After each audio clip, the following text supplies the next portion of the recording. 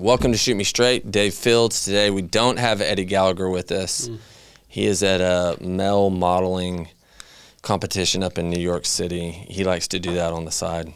But we have the honor of having Jared Cartee with us.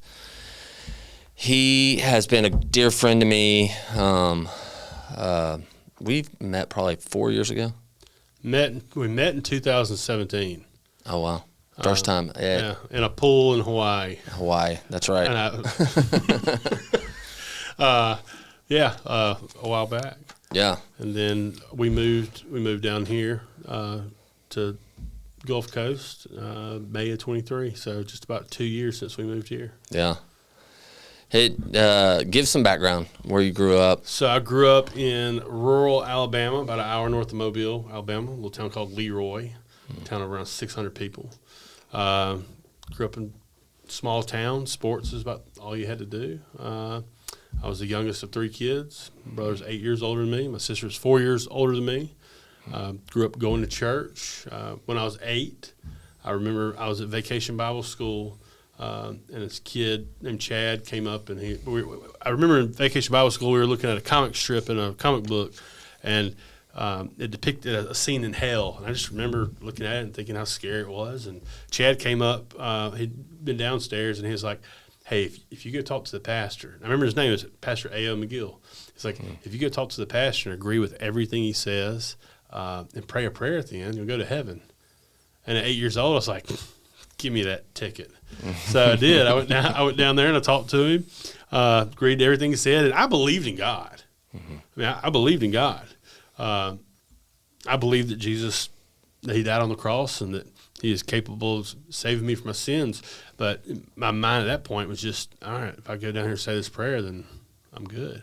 Yeah. And I was a decent kid growing up. Got into the normal stuff normal teenagers do. But when I was real young, my very first visual memory was a woman jumping off a bridge and landing not too far from me. When I was 5, we were fishing under a bridge. And not to have a sob story, but it was just something I struggled with for a long time. Anytime driving over bridges, just thinking about death nonstop. I had a pretty major trauma when I was 7. I was abused by someone outside the family, and I didn't talk about that until about 3 years ago. Yeah. How come at 7 you never mentioned it or talked about it at all? He had threatened to kill us if we ever talked about it, and I worried about that. Yeah. So at 8, and the reason I just preface all this, at 8, I was struggling.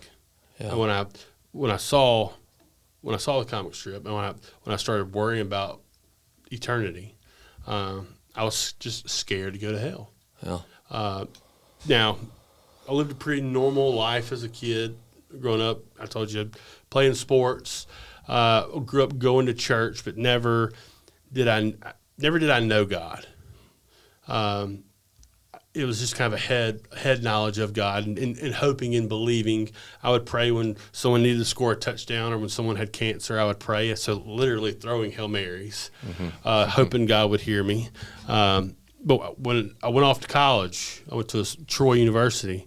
There was a guy who continued to spend time with me. I had grand plans to go play football. Those were misfounded. And he continued to spend time with me throughout my freshman year. And as I observed his life, and then there was this girl that I saw that it was lust at first sight. This is my freshman year at Troy. And when I had my roommate find out all he could about her, and he's like, she's a Christian. I was like, I'm a Christian. He's like, her dad's a pastor. I was like, my neighbor's a pastor. And he's like, she has a boyfriend. He's like, he didn't go to college here, does he? He's like, no. I was like, oh, that'll take care of itself. But anyway, immediately I was drawn to her. And as I began to find out more about her, I realized there's a stark contrast in how she lived as a Christian and what I perceived living as a Christian. When I went to Troy, I found a lot of the more you partied, the more you had fun, the funnier you were, the more popular they were. I didn't have sports anymore. So I was filling this void in my life with partying and having fun and being captain campus at college. But throughout my freshman semester, all those things that I was feeling in my life began to fall empty. Pleasure was no longer, I wasn't finding pleasure in these things. And I began to feel just remorse for my sin. My best friend's dad died that fall, and I remember going to his funeral, and they were talking about grace. When I drove back to Troy, I went back to college after his funeral. I wanted to quit this fraternity that I joined, but my mom had given me a Bible, and when I graduated, and she had highlighted Ephesians 2:8-9. It was the only thing she did. She didn't bookmark or put anything in the Bible. And I was cleaning my room, and if you've ever been inside my truck or cleaning up sometimes, someone who may be ADHD, it's a bit of a task. But I'm cleaning my room. I just call it the sovereign hand of God, and I open up my Bible, and it goes to Ephesians 2:8-9. It's for by grace you've been saved through faith. This is not about works. It's a free gift of God, so no man can boast. And for the first time, I saw,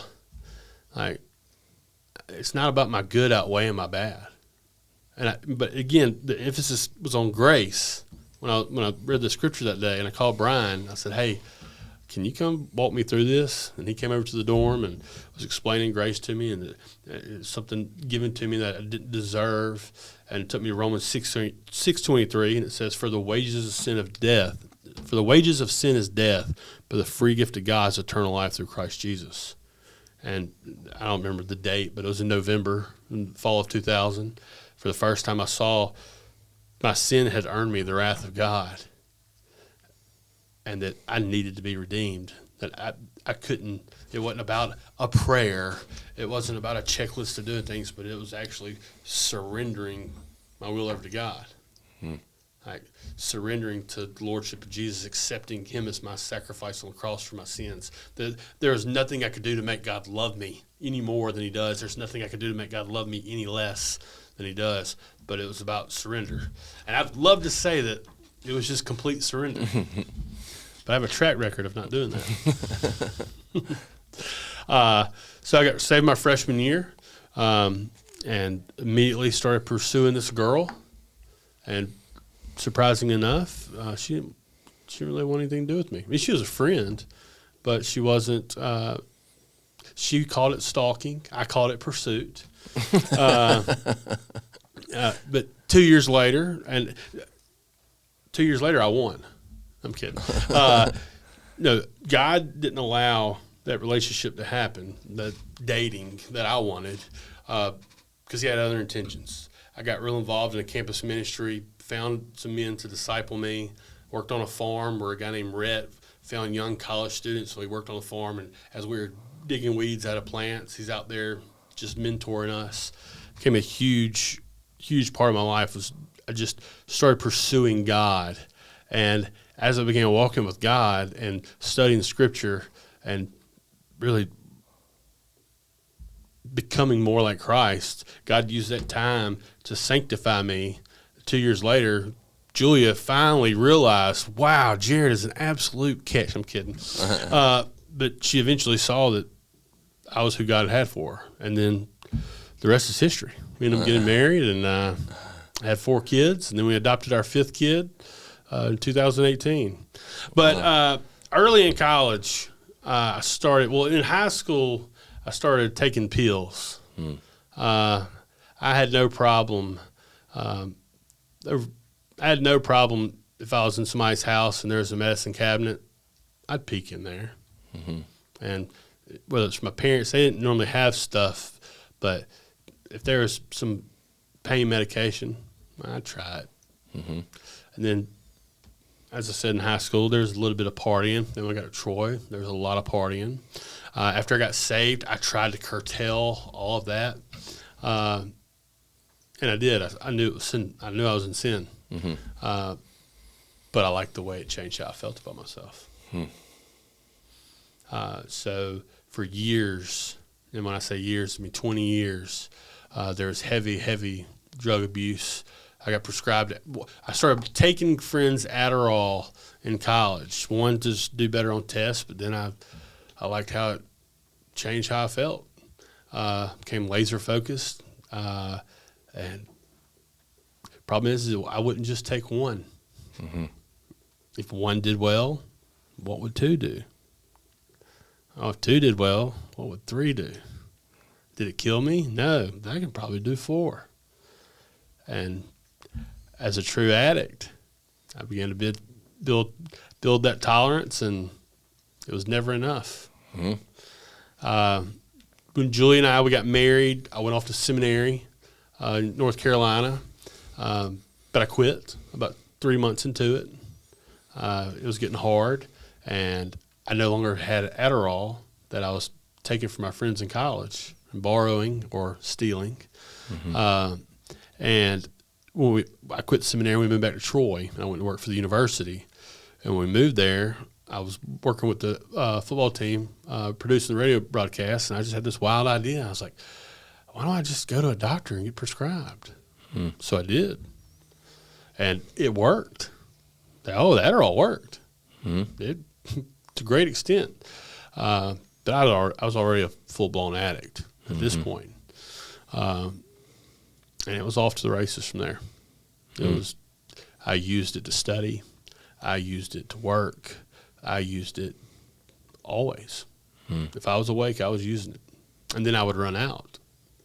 And then I'd have to find other ways of pacifying and to handle the chaos that I created in my head. So not just using, abusing. Oh, yeah. So from the moment I was prescribed, I was abusing. Yeah. So when you get a script in and be like, okay, this is how much you take for 30 days or whatever, you would go, how quickly would you run out? So, I mean, I'm trying to think back. Then, like when we first got married, I'd run out in about 3 weeks. I mean, I at first I started spacing out, and I would have enough discipline, and the appetite and the need wasn't, the tolerance hadn't built up yet. But after 15 years of taking it, I'd run out in a week. I mean, there would be times I would stay up for 3 days straight, and here's the thing. All while I haven't even gotten to this point yet. As I'm working for the university, eventually a church comes to me and asks for a church in Troy asked me to be their rec minister, and we had just had our first kid, and I was traveling nonstop recruiting for the university. So I went to go work for this church. All while at this point I didn't believe I was an addict, but I went to work for this church, and I could justify I did justify my use or my abuse by what I got done. And I could always lean back, well, it's prescribed. The doctor wrote it to me. And I didn't tell anyone I was abusing it. Yeah. I didn't even tell Julia. Now, did she know? It's pretty clear. And she handled it. I mean, she was a rock. I mean, I'll talk more about that, but. So you're working for a church. Oh, yeah. I love about your story is rarely are stories super clean. They're messy. And so with stories, it's like I came to know the Lord, got saved, had this moment of grace, and then I go off and abuse drugs. And then it's like, and go work for a church in it, right? Where you, like, during that time, I mean, on the outward, you're doing church things, but inwardly, I mean, just disconnected from God. Oh, completely. I would say, so when I quit seminary, I mean, there was anytime you think you quit and you look at it as a failure, is what I did. When we first moved back to Troy, I probably struggled with alcohol. I never really struggled with alcohol. One, because I couldn't mask the effects that it had on my behavior or how I spoke. With Adderall, it made me super focused. And unless somebody really understood amphetamine abuse, they wouldn't see the signs. And the abuse hadn't got to the point where I was picking at skin that came, or gritting your teeth. I mean, now I look at my I see my chompers now. I'm like, I put those things through the ringer. But at that point, the physical signs weren't as clear. Yeah. But yeah, I could take Adderall and no one was the wiser. Mm-hmm. And my brain, I could compartmentalize the drug use because of all that I was getting done. We were told we weren't going to be able to have, weren't going to be able to have kids, but our chances were low to have children. So when Julie and I first got engaged, the idea was we were going to adopt. And at that point in my life, it was internationally. I was reading a book called The Lost Daughters of China. I was all about missions. I'd gone to Kazakhstan in 2003 for 3 months to be a missionary, and I loved missions, and I wanted to adopt internationally. I just felt, I thought if we weren't going to be able to have kids, and you know this, we're going to bunny trail all over the place. But in my head, we were going to adopt internationally. Well, we get married, and we had 4 kids in 5 years. Mm-hmm. Doctors were a little off on that. Or God just said, no, you're going to have kids. And so all along I thought we were going to adopt internationally. But then when we started having all these kids, I was a youth pastor. I was trying to do radio for a college football team. I was trying to do ministry. I was trying to raise kids. And I saw how the Adderall was helping me manage and organize. And I thought I was managing my household. Mm-hmm. I thought I was running a great ministry. And I even talked to someone yesterday. He's a pastor of a church, and he didn't go through my youth group, but he was in my college ministry, and every disciple now, he helped lead music for me. And we were talking yesterday, and he goes, I know you want to beat up on yourself over your drug abuse back then. He goes, but you were a mainstay and you were an anchor in our life then. And when I first got sober, I beat myself up over my behavior then and my drug abuse. But now as I'm going through recovery, I can look back and be like, God still used me in those times of ministry. And now that I'm a little over 2 years sober, I can see how, yes, all that happened, but God is using it for my story now and has given me a platform now where I can help other addicts. And I mean, there's a whole generation out there that they don't even see the hooks that Adderall has in them.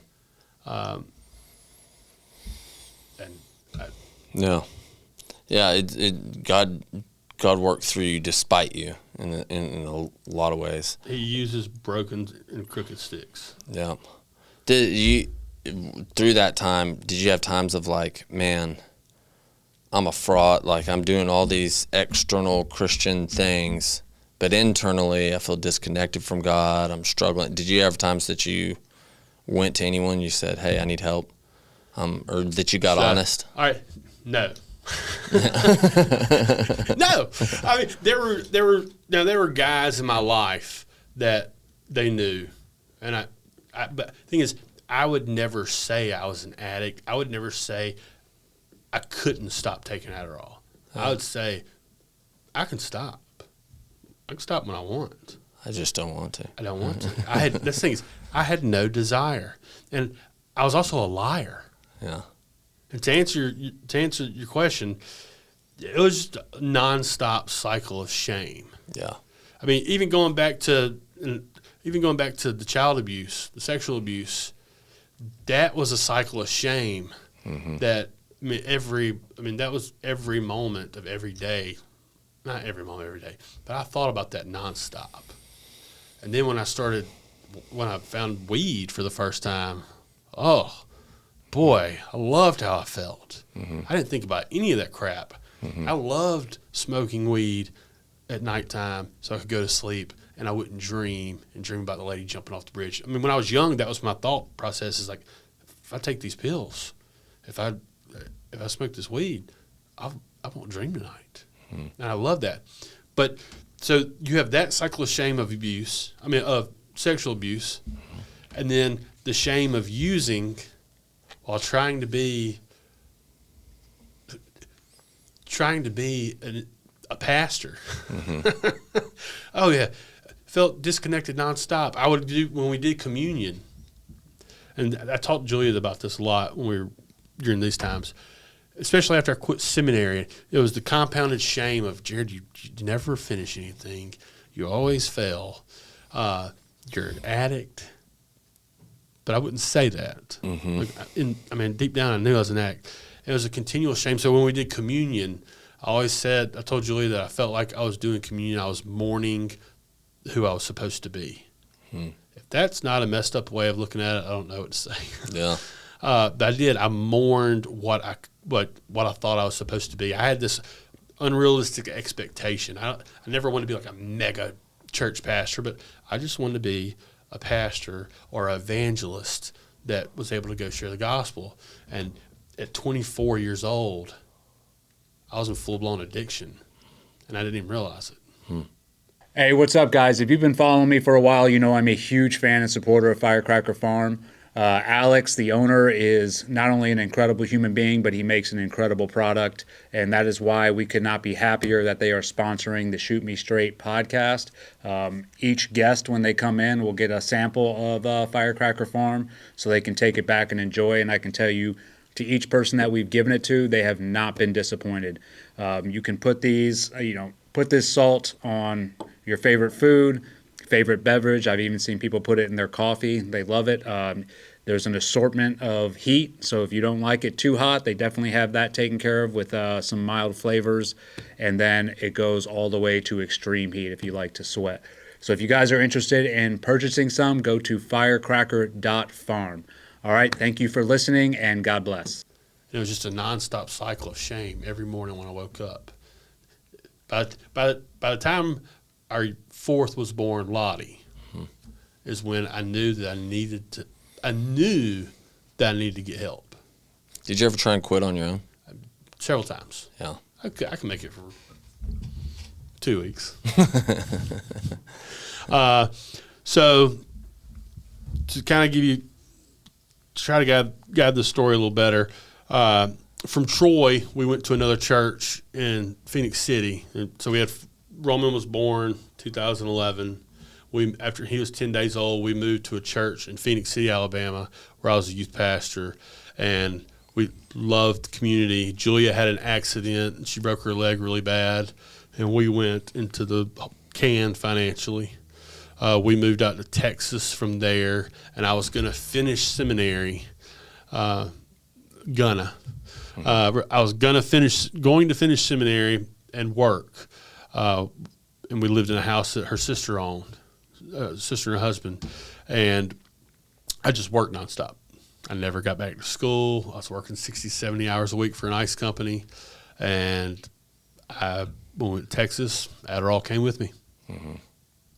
And I was driving nonstop and using nonstop. Again, in Texas is when the staying up for days at a time. Because then when I was working, I became worried about falling asleep. So what would I do? Take another Adderall. I'm not falling asleep on Adderall. Now, did I have a couple fender benders because I was hopped up out of my mind on speed? Just a couple. But in Texas, it progressively got worse to the point where I would come in, pretend Julia would be asleep. I'd get in at 2 a.m. from work. And I would stay up and watch TV or play a video game or try to write. I went to college to do journalism. I always wanted to do radio. I majored in print journalism because the better writer you are, typically the better orator you are. So I got to do some writing during those times of staying up all night. And I would justify the future that I was going to make in writing with that. But I would sneak back into bed about 5 o'clock and pretend I'd been asleep all night, or asleep since I came in, thinking Julia didn't notice, but of course she did. Where did it get to a point that said, "Hey, I need to get help"? And that would be many moves later. That would be about a decade later. Wow. We were in Tennessee. I was working doing development for an international boarding school, and on campus we needed to do drug tests. And so let me stop. Let me rewind. 2019, I got really sick. We were in Hawaii. This is 2 years after I'd met you. And when I say met, it was just brief. Yeah. We talked a couple times at the pool. But in 2019, we were on the island of Lanai with my wife's company. Reese was just a year old. We adopted him when he was a newborn. And I got really sick in Lanai. I'd run out of Adderall the week before. I think Thursday before we flew out to Lanai. I got really sick Lanai. And we're in Maui the next week. And I went to urgent care. And they said I had pneumonia. Well, I mean, I just felt terrible that whole week. Felt like the worst case of strep throat I'd ever had. My chest hurt. Couldn't smell anything. September 2019. 2 months later, I'm playing golf, and I kind of stumble on the ninth hole. I'm not a good golfer, but I just happened to be playing golf that day. I couldn't sleep for about 2 months after coming home from Hawaii. I'd have a panic attack when I'd lay down flat.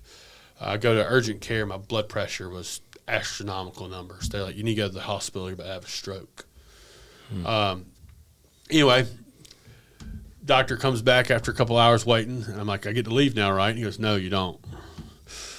He said, you're going to be here for a little while. My heart, a normal heart, when it pumps, it ejects 55 to 70% of the blood out, capacity of blood out of the heart.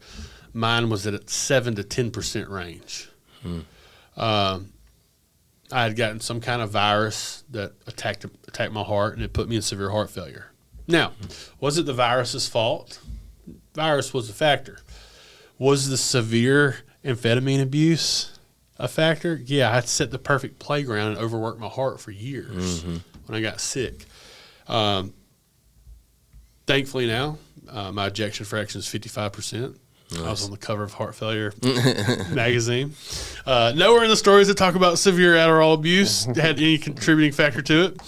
But I got sober for about a year and a half after that. I was worried I was going to die. A year later, my heart, God says, medicine's going to work now. The diet you've been doing is going to work now. The exercise you've been doing, it's going to work now. I've had a miraculous recovery. And I would love to say that after that I stayed sober. But I didn't. We moved to Tennessee, and I was trying to help the school raise money, and they're a little behind their budget. And I was like, if I get on Adderall, I can get a big gift. I did. I got up there, and my sick brain was like, if you get back on Adderall, you can do it. And I got back on Adderall. I went to a doctor, didn't tell me anything about abuse through the years, and he wrote me that script, and it was off to the races again. I was able to help him raise some money, and I was kind of the student pastor at the school. I was just helping them create culture there. We lived on campus, but we had to go get drug tests, and I knew I was going to pop positive. And so it was time to do some confessing. My mask I'd been wearing for so long was shattered. And it was shattered. And it was heartbreaking. I remember sitting in one of the administrator's offices that day, and I told him, I was like, I've ruined my life. Like, I've destroyed my family. I did that day. I can see the sun coming through the blinds. I can see the dust moving into his room. I can see it right now. I did. I fully believed I had destroyed our life. And that day I realized that my life had become unmanageable. I taught this guy named Chico. Yep. And that day he's like, hey, Jared, you need to go to rehab. And I was like, I know. I mean, I had reached a point. I was broken. I mean, I had hit my low. When I almost died from heart failure, was that my low? No. But it was when I saw the not disappointment. I was always worried about what people thought about me. I'm a huge people pleaser, like most people. But I knew I saw what I'd taken my family through. I'd moved them all over the Southeast. I'd burned so many bridges with work relationships. I always go back and kind of apologize for what I did. But I'd begun to see the mess on my side of the street, not to use cliches, but I'd begun to see just how much wreckage that had occurred. So, go ahead. What did Chico say from there? What did Chico say from there? No, he said, well, you need to go to rehab. I said, all right, I'll go next week. He's like, no, you need to go today. They couldn't take me. I actually got to rehab on that Monday. They couldn't take me on that Saturday. But I was ready. At that point, it wasn't a matter of did I go that day. It was on that Saturday. I was like, okay, I'm going. Yeah. And I'm going to get help. Because clearly I am not capable of doing this on my own. I had proven that. I mean, I started taking Adderall in 2002. This is 2023. Clearly, I could not manage my life. Yeah. That I couldn't operate without using. Yeah. Like I needed to find I needed to find someone or some people that could help me live like a normal human being. Yeah. So I went to rehab, and it's called Cumberland Heights in Nashville. And when I first got there, in my head, I was like, all right, I won't drink. I'm going to stop using Adderall. But in my head, I was never going to stop smoking weed. I didn't have any desire to stop. But about a week and a half in rehab, a guy was talking about being abused as a child and having a hidden secret for a long time. Anyway, he's not to sound hokey, but he's looking around the room and he's like, some of you, something happened bad when you were young and you never talked about it. And it's destroying you right now. And he's, again, like he was looking dead at me. I got up, went to the bathroom, threw up. And a counselor there named Charles came to me. He's like, I was wondering when you was finally going to break Cartee. He goes, you haven't bought in yet. And from when I got out of rehab, and rehab was incredible.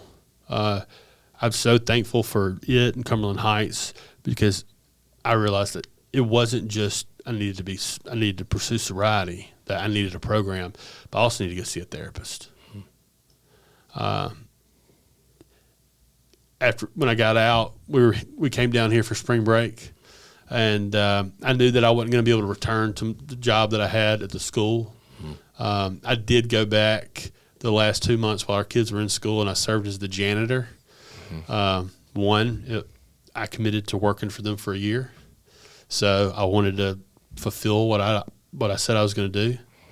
And if they needed me to clean toilets and take out the trash and make wood piles and burn them and clean up around campus, then that's what I was going to do. And at first I was mad when I was like, I'm not a janitor. But it was great because I got to clean up messes and clean up people's crap, take out the trash, all while God was helping me clean up my mess. And me actually submitting and me being repentant. Because now, I love our church. We do communion every Sunday. And I love it now because I'm actually repentant. And when I take communion, like, the cup's a lot sweeter when you're actually being repentant now. So, yeah. So that shame, it took a little bit. I remember. But getting over that cycle of shame was so we moved down here. My senior said, hey, why don't we just move down here? And I'll be honest, I was like, I have no idea why I would consider this other than we always thought we would move down here one day. But we thought Roman, my 15-year-old, we thought he wanted to finish sports where he was at. And he goes, no, I just want to be with y'all and play sports. And okay, so we started praying about it. And God had shut all the doors. If this is ridiculous. And we moved down here on faith, and Chico told me when we came down here, he goes, "You need to get up with my buddy Dave," and I didn't realize it was going to be you. When I showed up at Camel Club that first day, and it was you, I was like, "Wait a minute, I've met you before." Started connecting the dots, and moved down here and got involved in AA and started working a program. And I'm not saying life is peachy, but I sure as heck have purpose now. Yeah. Yeah, I think about 2 years ago, well, a little bit long, huh? Right, a little over 2 years ago. Yeah. So went to rehab in February of 23. Yeah. So I met you in March of 23. Yeah, and I think about like how far you've come, like how much you've grown. I mean, it's pretty night and day. Yeah, when you couldn't put together a sentence really back then. No. I was a wreck. Well, the funny thing, when I first got sober and we moved down here, I wanted to be very careful with my family as I began recovery. Like when we moved down here, like, all right, I don't want to make this a platform. I want to respect my kids and not be, hey, I'm Jared, I'm in recovery. And because at first when I got sober, that's all I want to talk about. I want to go evangelize sobriety. That's not how it works. Which I tried. It just didn't work that way. But I wanted my kids, I didn't want to be Jared, the dad of the addict, to my kids as they've just moved down here and they're just making friends. And so, but as we're going through, as I'm going through recovery, it's been nothing short of beautiful for my kids to be able to walk through this with me and them be able to see how God's changed me over the past 2 years. I mean, I would have no problem lying, all while presenting as being a righteous guy. But I would have no problem lying if it affected how someone viewed me. Does that make sense? Yeah. Because I just wanted to be viewed as Jared who loves people. He's a good dude. Yeah, I want to be funny, and that people like me. So if it meant lying about my addiction, lying about what I was doing, I mean, I lied to Julia for a very long time. I had no problem doing that, but I didn't want to come down here and just it's not making sense. Yeah, no, it makes sense. Well, you're not. It is caring more about how you're viewed by others than the truth, right? Because the truth isn't rarely or never, I would say, is the truth all clean and pretty and perfect and modeled out. I mean, it's it's like Instagram. I played pretend for so many years. Yeah.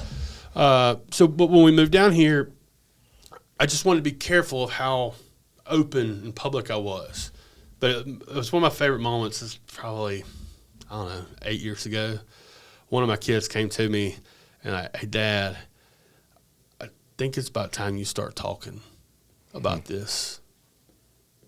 And I was like, I am talking to people. They're like, no, I think you actually, I think you need to start sharing on social media about it. I think people need to see that there's been major change. And I'm not crying, but it was awesome to see my kid encourage me. Like, you can help addicts by sharing your story. I love people. I love spending time with people. I love going and eating with people. I love doing life. I love doing ministry. And for so many years, I struggled with whether I was called to ministry, like called to be a vocational pastor. But over the past 2 years, getting involved in the community, getting involved with Safe in the Panhandle, in the farm up in Defuniak, like truly being a service to people, helping other addicts that just get sober, helping them find jobs, helping them get plugged in at churches, finding ways to serve. I mean, it's truly changed my life, where I struggle with what my call is. I don't know what my call is. My call is to know God and make him known. And it's to love people So if it means helping addicts or helping people find jobs or volunteering to coach sports, I know sometimes we don't win basketball games, but just getting involved as we move down here is, I can't explain how transformative it's been for me being of service. Hey, what's up, guys? So when I'm not doing the podcast, I'm doing a lot of traveling. I put on training all over the country for LE and civilians. I also travel a lot for my nonprofit, the Pipe Hitter Foundation. And as you guys know, travel, going back and forth, can wear you down. But this past year, I have found the antidote. So let me put you on to Aqua Vitae, Destin's premier IV therapy and oxygen bar. This place is owned and operated by a board-certified ER physician with over 23 years of experience, so you know your health is in good hands. Every IV drip is mixed to Board of Pharmacy standards and backed by CDC-level infection control. Whether you're dealing with a fatigue, a hangover, jet lag, stress, immunity issues, or even PMS, they've got custom vitamin drips and boosters tailored just for that. When you go inside, the place is pretty awesome. It puts you at ease right when you go in there. They have comfy lounge chairs, which are perfect for singles or couples, full group sessions. And you can even book the whole space for bachelor or bachelorette parties, race day recovery, or wellness events. While you're in there, they go the extra mile too. They'll give you blankets, sleep masks, earplugs, aromatherapy oxygen, all complimentary. And the best part, every visit includes direct care from the physician and experienced RNs, all focused on fast, safe, and affordable wellness. So if you're in the Destin area, hit up Aqua Vitae. Your body will definitely thank you. Yeah, what's great now though, Jared, is you're doing all those things and you're not pretending to be someone you're not. You know? I love. There's a phrase my buddy always says. He says, "God won't use who you're pretending to be."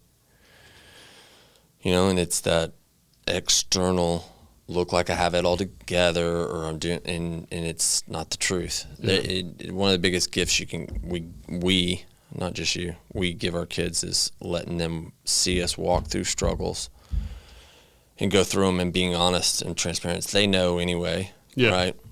Or at least have some sort of idea when you're holding stuff in and you're being fake and pretending.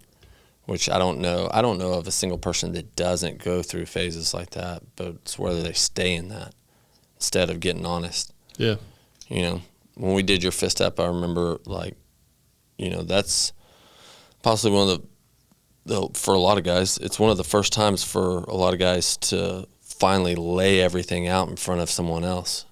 And really it's the first, like, step of faith of going, hey, I care more about God and being honest and truthful than I do about what other people. You can't do that fist step by yourself. You know, we've been doing a fist step by ourselves our whole life, just keeping it to us. You have to have other people in there, you know.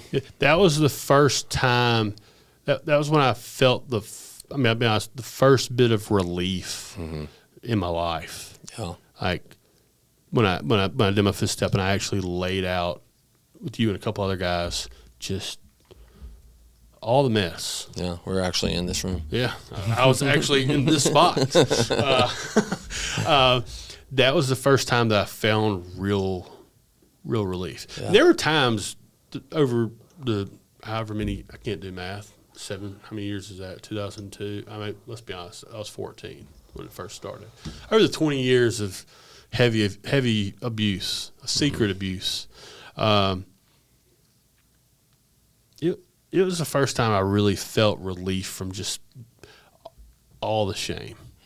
Now it didn't all dissipate immediately, but it was the first bit of relief because I sat on that fifth step for a while. I sat on it and just festered. And the thing is, I remember I was Chico, who we talked about, I was talking to him. I was at Amicis and Amigos sitting. It was raining. I was sitting in my truck. My family was inside, and I was crying in my truck. I was crying in my truck, saying, I just want to go share. I want to share how this has changed my life. And Chico tells me, he goes, "You're sitting in your truck crying in the rain." He goes, "What? How are you going to help somebody right now?" He goes, "You actually got to do a little bit of work in this before you can help anyone." I was like, "It's a valid point. It's a valid point." But I was even from a young age, it was just a nonstop self-obsession. It was nonstop self-obsession, whether it was about what was done to me or what happened in front of me or who didn't like me or who said this about me or what I thought people thought I should, like, whether it was athletics or academics. It was all about I was so consumed with letting someone down and not meeting someone's expectations. And I never dealt with, all right, what do I need? What do I need to do for my mind to be healthy? I never considered that. Do I need to stop taking copious amounts of methamphetamine? Yeah, but I got so much done. I could meet expectations if I take Adderall. It was just nonstop. When we moved down here, you told me for a while to find a sober job. And I piddled around and felt sorry for myself for about a year. Finally, I started helping a farm plant some orange trees up in Defuniak, and found some friends up there, and Bruce Bailey and Tyler White, and I just became engrossed with what the farm was going to do. The farm's called Ruth Lake Farms. I think you're a little familiar with it. But it's a working farm that supports the activities of Safe in the Panhandle. It's an anti-sex trafficking, human exploitation alliance. And as I began to work on the farm, God just began to lay on my heart that I needed to go share what Safe was doing, help Safe get integrated into the community, and really just kind of grassroots, just get involved in the community to help them raise awareness about trafficking that's happening here and the exploitation that's happening here. Safe has a emergency temporary shelter that's going to open up later on this year, where we can take women that are coming out of trafficking when they're rescued and help them rehabilitate. I found so much purpose in that, and it's funny. 2 years away from, I remember when I first got off of Adderall, I would look at work one day, I would look at projects, I would look at things at the house, like, how am I ever going to get that done? And it's funny, I get more done now than I ever did. Yeah. It's wild, huh? It's such a delusion. Yeah, it's just, when I was just growing up, I remember you would see scenes from AA in a TV show or a movie, and it just looked dark and depressed, and everybody seemed upset. And again, I would look at how addicts were depicted, like, man, that's terrible. I remember when I was young, and there was a guy who he was a drug addict, but he was in recovery, and I just remember him like, man, he acts joyful. Like, that can't be real. He's putting on a front. And when we first moved down here, and I got involved in AA, I found that to be very true. I actually found a community of people that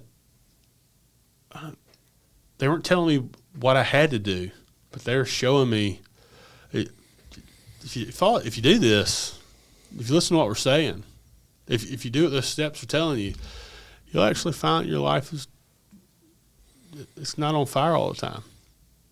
We'll show you some steps. We'll show you some ways to handle calamity. We'll show you some ways to handle when you're stuck in your own head. When I would call you upset and bumbling, and you tell me, hey, pause for a second. Don't just think in yourself. Like, just pause for a second. And coming down here and getting involved with Safe and get involved in the community is just, I don't just think about me all the time. Because even when I was in ministry and I was gospel-minded, I mean, it was still a lot about performance. I love teaching. I love the microphone. That's not a question. I love the sound of my own voice, as bad as it is. And I would cling to that. Yeah. And it would become, how well did I share that message? Was it funny? How many people – listen, did God use it? Yeah. I mean, God, again, uses broken, crooked sticks. I've rambled on so much. I don't know where we're at right now. No, I love it, dude. I love just your story. I love the honesty. What I think you should share before we wrap up is about Safe. Safe is Bruce Bailey. I call him Bruce Almighty. He's an incredible guy. We've had him here on the podcast before too, sharing about Safe. But now, when we had him on, it was more of, hey, here's what we're gonna do. Now they're doing it, and that farm and having the safe human trafficking victims coming and staying there and rehabilitating them, and it's really grassroots. The work on the farm. It's planting plants, picking fruits, like doing a bunch of organic stuff, and then selling them at like farm markets. Yeah. And it's really, it's really a place of healing. Yeah. And every person that's been through a lot needs to find places like that where they can reset and heal and get back connected with God and people. And so if people want to help out with that, how do they help out, or how do they get a hold of it? If someone wants to help out with Safe, go to, you don't have to say www. anymore, do you? No, you don't. Okay, all right, yeah. Just go to safeinthepanhandle.com. That's for our friends all over the U.S. and the world. And then if you're ever vacationing down here, or you've got a church or a group that wants to come do some service work, we've got we got 31 acres of fun that you can get your hands dirty. We had 70 college students from Campus Outreach in Cincinnati come down. Nice. Back in late February. I went and spoke to them. That's the campus ministry I was involved with when I came into Christ.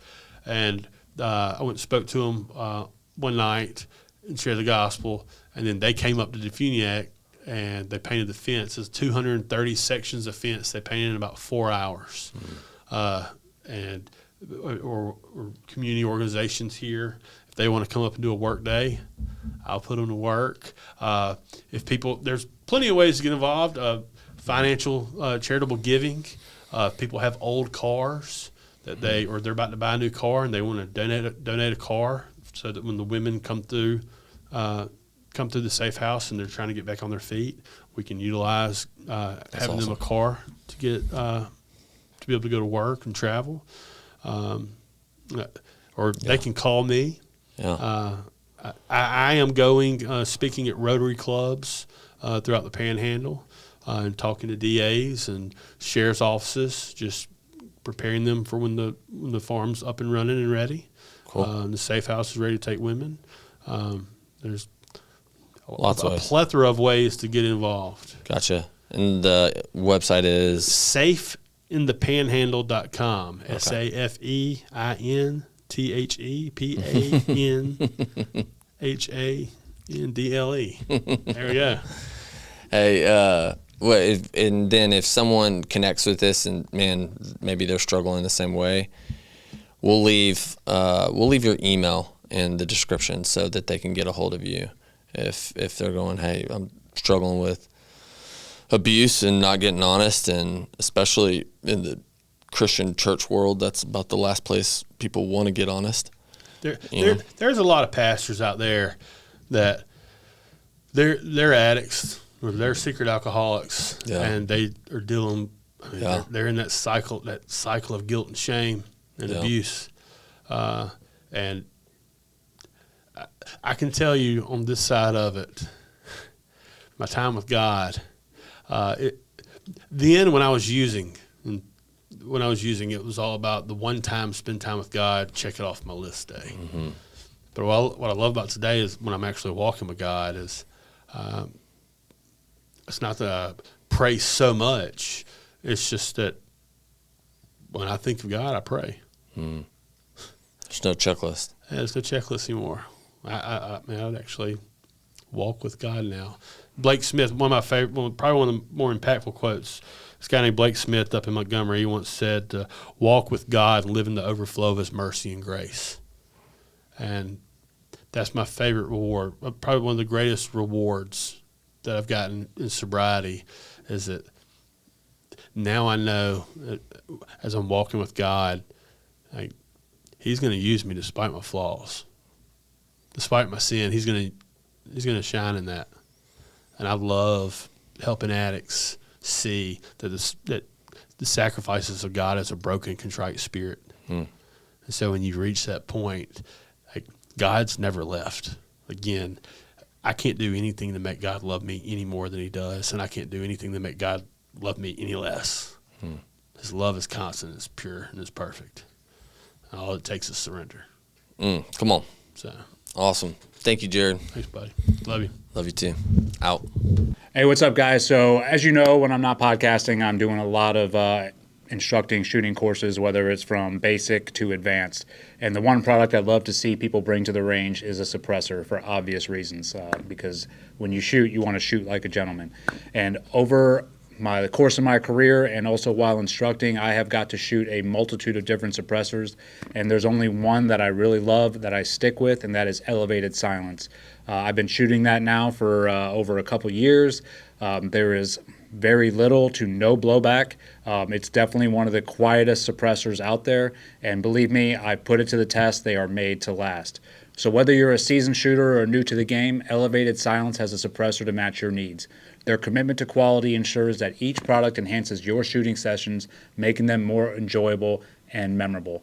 If you are looking to pick up a suppressor, go to elevatedsilence.com. Thank you, and God bless.